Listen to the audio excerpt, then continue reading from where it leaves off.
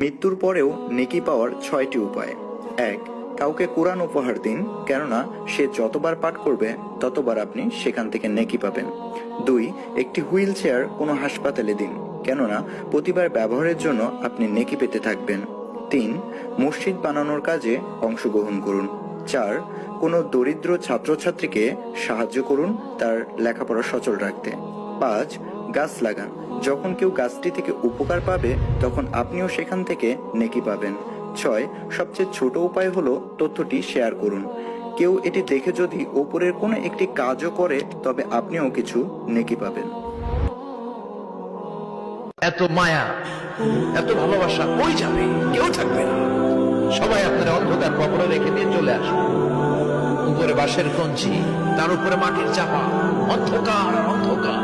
এই অন্ধকার যেন শেষ হতে চায় না, শুধুই অন্ধকার, ঠিক কিনা?